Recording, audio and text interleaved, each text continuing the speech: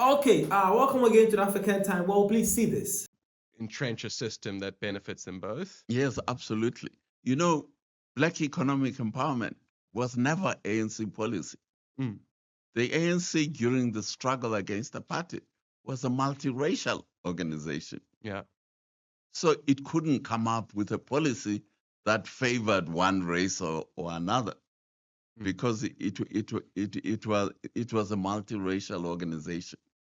Black economic empowerment was handed over as a policy largely from Sanlam, which was from the National Party, Yes. because they saw that as a way of creating this alliance that you are talking about. Yes. They bought off the leadership of the ANC with giving them shares in what actually were marginal companies in the scheme of things of Africana capital. Yes. I mean, Metropolitan Life, which is what Sanlam used to create New Africa Investment Limited, the heart of black economic empowerment, was a marginal company in the scheme of Sanlam.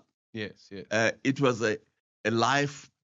First, it was listed on its own, and secondly, 85% of its life policyholders were African and colored.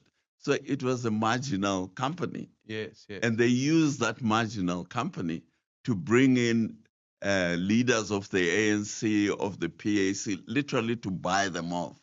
Yeah. And then that became the modus operandi of big business, was that we, big business, we want to buy off these new rulers so that they suppress competition, and so on and so forth, and leave us to operate the way we have been operating all along. Yeah. So black economic empowerment, many people think it was created by the ANC. Then the ANC, I was in the research department of the ANC in exile.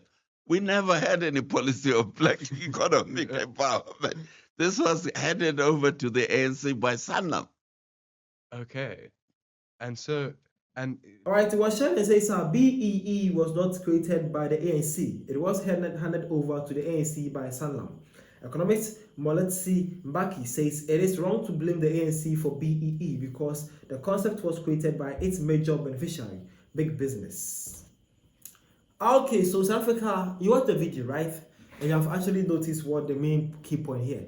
He's saying that the BEE was actually handed to the the ANC, and he said that you cannot blame the ANC for that, but you have to blame the big businesses that actually handed over these laws to the South African ANC. As South African watching this, what do you think about this? Do you think he's right? After you watch it, where do you conclude and how do you analyze the whole conversation here? Let me see your point of view and let's see where you have to draw the line here. Let's see.